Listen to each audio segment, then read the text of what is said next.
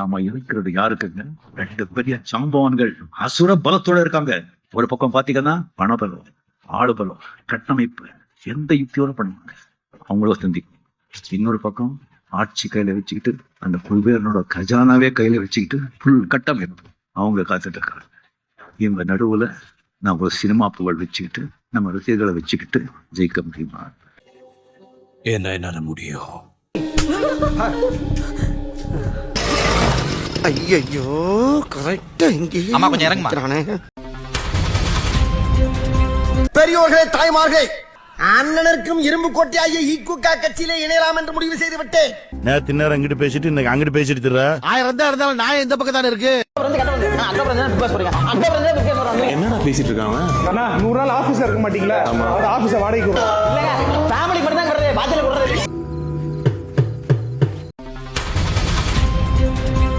கத்திரி வெயில என்ன கத்த விடாதலே, மரியாதை வண்டியில ஏறிலே. உட்காருங்க. ஏதோ சரியில்லை தப்பா இருக்குது. ஏன் அங்கேயும் எங்கேயும் உலாத்துறீங்க? ஒரு இடத்துல உட்காரலாம்ல. சரி வாங்க போய்தான் பாப்போம். ஏன் டென்ஷனா இருக்கீங்க? அதான் பாம் இல்ல சொல்லிட்டாங்கல்ல, நல்லா சிரிங்க.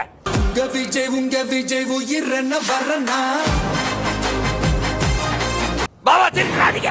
அவன் பெரிய வில்லங்க பிடிச்சவனா இருப்பான் போல இருக்கு பாவா. ஏன்னு சொல்லி பீய வெடிச்சிட்டா. பெட்ரோல் இல்ல போறேன். அது பின்பக்கமா தூக்கிட்டு போயிட்டாண்டி.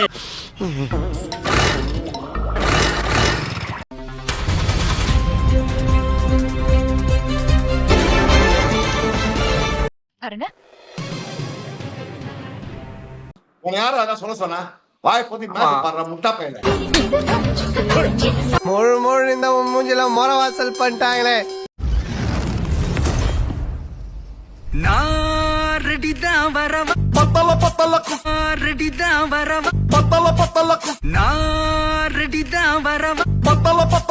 ஐயோ, இந்த இழவுக்கு தான் லவ் மேட்ருக்குலாம் நான் வர்றதே இல்லை.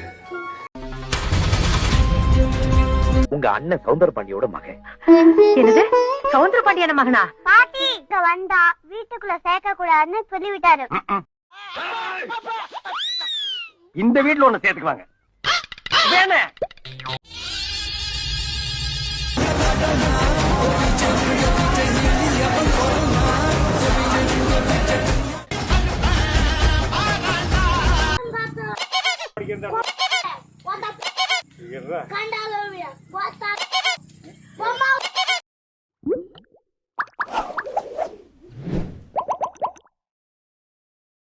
பாக்குறவங்க கொஞ்சம் ஹெல்ப் பண்ணப்படாது? நீ கேட்கலையே.